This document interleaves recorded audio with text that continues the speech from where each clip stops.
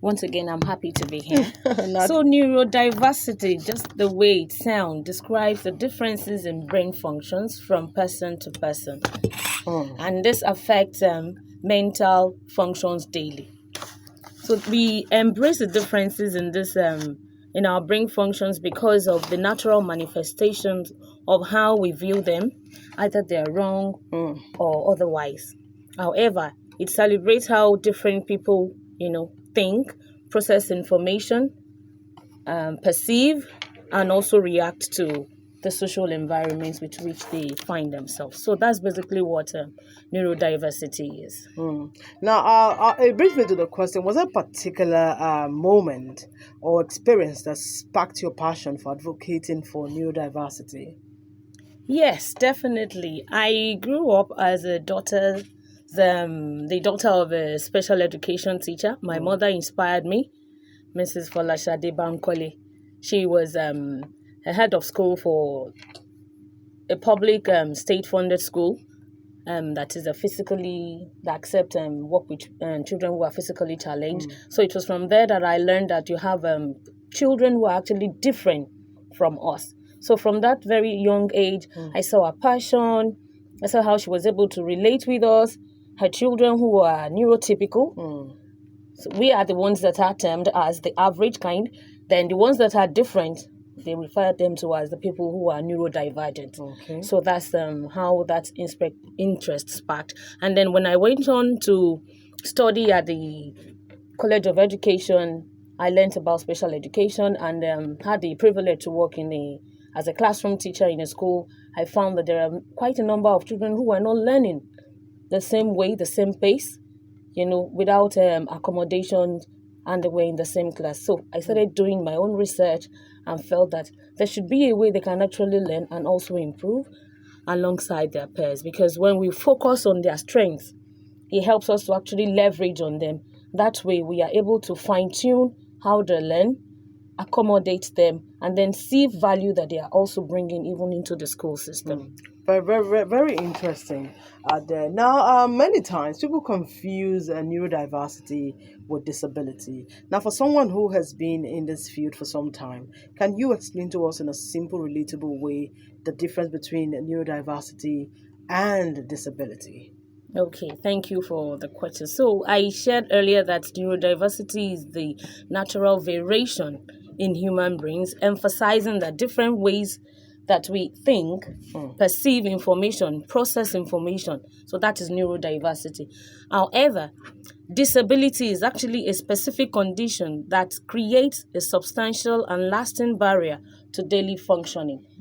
That does not mean the person will not have abilities in other things, but the person will have maybe, like something that would cause them to be limited in a way to be able to do daily things that are expected. And this is usually due to societal factors, the way it is seen. So people who are disabled are not usually valued or celebrated or even seen. So there's a difference in that. Okay. So Lagos, if you're listening to us this morning, we are trying to understand the term neurodiversity. We are seeing how we can embrace our differences and empower our minds this morning. And my guest, Olubumi Olubamila, is trying to help us break down exactly what we should know here this morning. Now, you can also call if you've heard the word neurodiversity. What does it mean to you? And of course, if you have questions for Bumi this morning, you definitely can call us on 0704 700 3341 or 704 700 3341. Now back to you, Bumi. What are some of the common myths or misconceptions about neurodivergent individuals that we need to unlearn fast? Okay. Can I just go back a bit before I answer that question? We need to know that the neurodiversity is an umbrella term that is used to describe the differences in brain variations.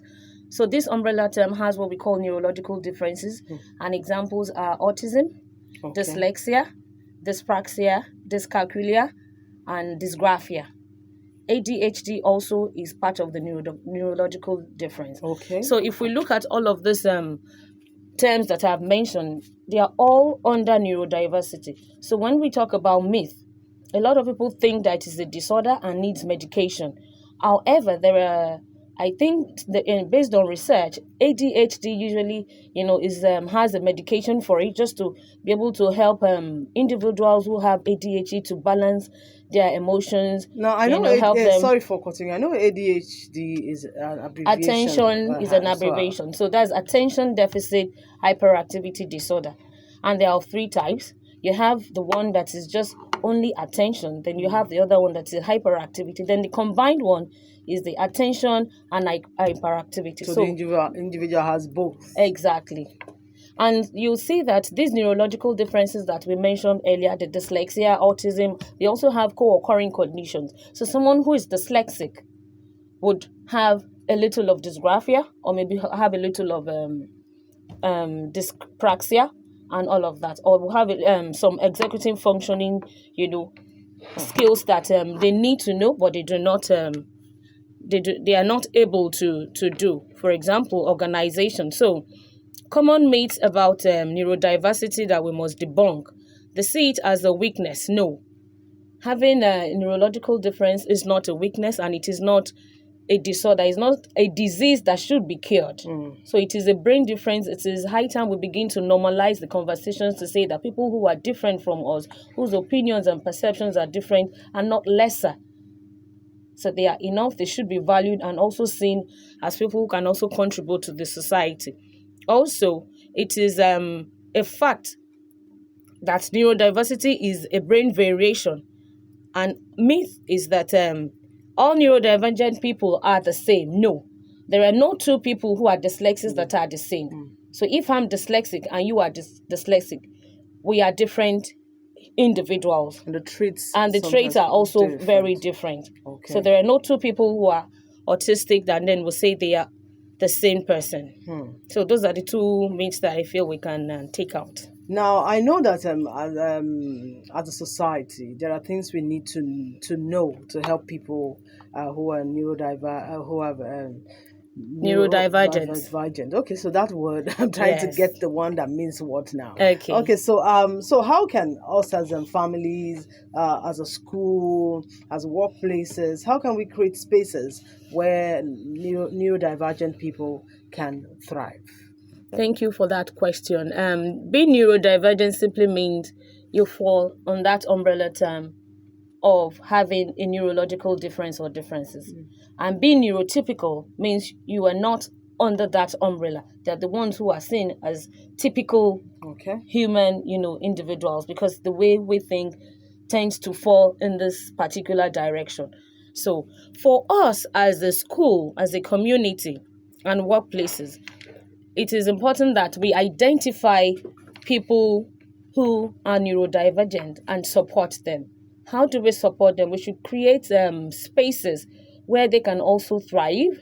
They should not be just conditioned to how neurotypical people are because of the perceptions and all of that. We should try to advocate, be a voice for them. Workplace policy should be able to accommodate people who are neurodivergent, because it's not just individuals. Children that are neurodivergent. We have individuals that are in different workplaces. So we should learn to advocate and create policies that would accommodate everyone's needs. We should hear them out. We should, continue to support and create, sensory spaces to ensure that everybody is doing and acting the way they should, acting as they are as an individual by themselves. Also, we can create supportive communities where parents can come out to express themselves, to share their concerns. And also, schools should endeavor to train teachers, because we have quite a number of teachers who have not heard about, the word neurodiversity. And when we try to do recruitment for, support for our children, we find that we have to start the training from the basics. Yes. So capacity building is something that should be, funded. And then also, when we see these children who are neurodivergent, we should not label them. So if a child is acting different, the first thing is not to label. However, to find out why the child is acting that in a particular behavior, when we see that it is repetitive, or maybe the child has is nonverbal or has communication issues or learning differently, we should find out and then seek support to know what professional will be able to help that child by taking that action, either to the parent or to the school. So those are the things that we can do. Now, I also need to ask this because sometimes, because these words are not something we come across every day. Now we know who a neurodivergent person is. So I'm asking for people who we see around us and we notice that some of the traits that you've mentioned here today. Now, what are the small everyday changes that we can make to support a neurodivergent mind to thrive wherever we find them? Okay, so quite a number for people who are on the autism spectrum, the ones with the communication and social interaction issues. Noise is usually something that causes them, to have like a breakdown. So you find that they cover their ears. You find children putting two fingers in their ears and all of that. So we should ensure that areas that are noisy, we should make sure that it is calm and a bit supportive. It is not everybody that like noise. Also, in schools, basically, we should create policies whereby teachers and children are encouraged and are taught to be a voice and advocate, accommodating children who have these needs. When they see a child that is different for any reason, we should not be open to stigmatize them or bully them. So if parents are talking to their children that there are people who are in your school that are different, don't, talk down on them, don't bully them, let's not be negative with our words. We should assure them and use positive words. It will really help to see how these people can thrive in places that they find themselves. And that's really interesting. Well, Lagos this morning, you can still call us. Olubumi Olubamila, a neurodiversity advocate, is our guest for this morning. And we're looking at understanding neurodiversity and, of course, empowering minds, getting us to embrace our differences. That's our major focus on Time Out with Idara this morning. And you're most welcome to join in the conversation. 0704 700 3341, 0704 700 3341 is the number that you can call us on this morning if you want to be a part of today's program. Now, you'd have highlighted some of the small everyday changes that we can make, and I'm very sure as parents this morning, sometimes we are in that space where we worry. We worry about our children. Are they going to do well? Is society going to accept them? And all of those. Now, if you were to advise a parent this morning, what are the top three things you would tell them to stop worrying about their neurodivergent kid? And of course, what should they start doing instead of worrying? Thank you. So if you find them signs, because the signs can be seen as early as 3-4 years, the first thing you should do is there are tons of information on the internet. So basically, you can look for how your child can get evaluated to be able to identify the neurological difference, the specific neurological difference. And then when that is identified, then support and recommendations will be given as part of the report to know what school will be able to accommodate the child and how the child will be supported.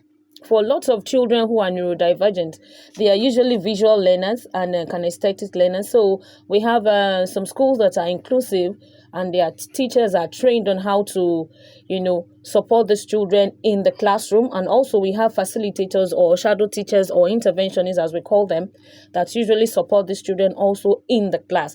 So they do not go with the trend of you're taking 14 subjects in the primary school. Theirs will be reduced.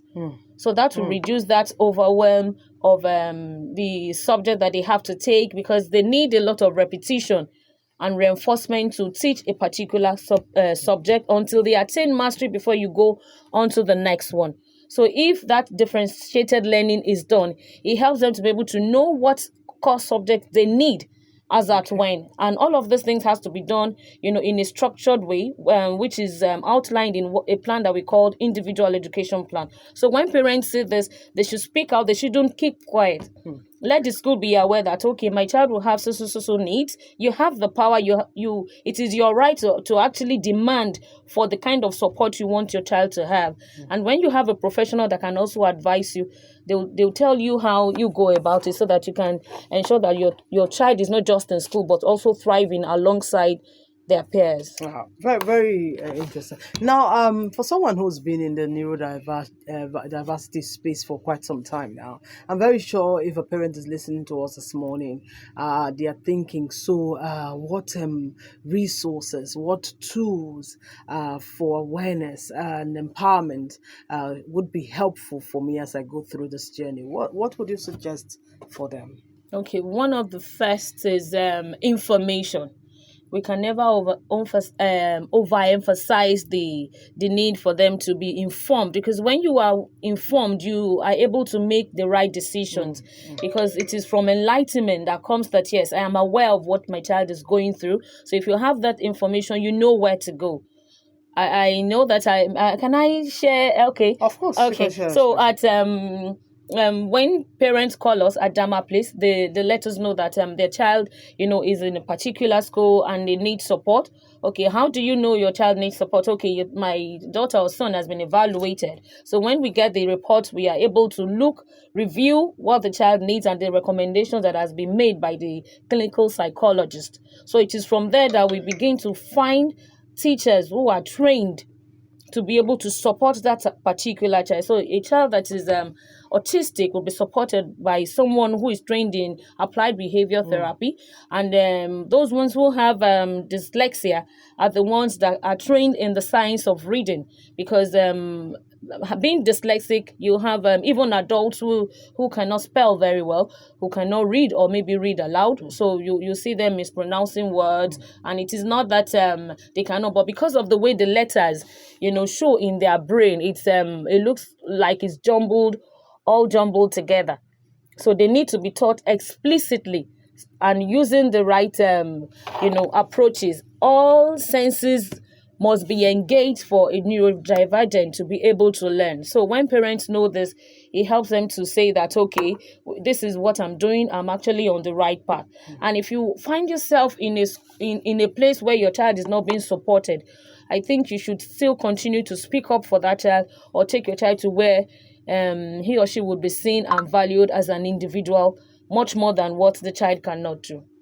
Now, as we wrap up on the show this morning, now, if you were to speak to one individual who probably is just hearing neurodiversity for the very first time, and of course they want to do something to help someone who is neurodivergent, now, what simple action would anybody who's listening right now take, or what can they take to make the world a more inclusive place? Okay, thank you. Empathy. Empathy is one word that sometimes people misuse. If you can put yourself in another person's shoes, it will help you to see and just mirror the kind of words that you would like to be spoken to you, and the way you want people to behave where you are, or even sometimes if you cannot control that, but you know that empathy is something that goes beyond. You have to have compassion also, and also be kind with your words, be kind with your looks, because even individuals that see their friends with children who are neurodivergent begin to make faces, and they don't want their children to have anything to do, or just to socialize with. So this creates a whole lot of barrier. So we should begin to advocate, and then we are all part of this world, and we are not expected to look the same, think the same, or act the same. So while we have our differences, we should normalize the fact that we can embrace other people's differences, and also see how we can be empowered to know how to support them.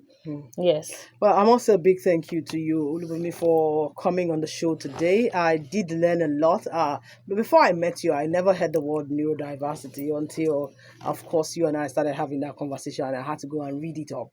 And I know that, of course, whoever has listened to you this morning will be thinking of doing better, especially when you see people who are different from you, people who are maybe they act differently, maybe they walk differently, they talk differently. You have more empathy and more compassion to treat them better. Thank you so much for opening our eyes to neurodiversity this morning. Thank you very much for having me. There you go. I don't know why our calls didn't coming, but not to worry.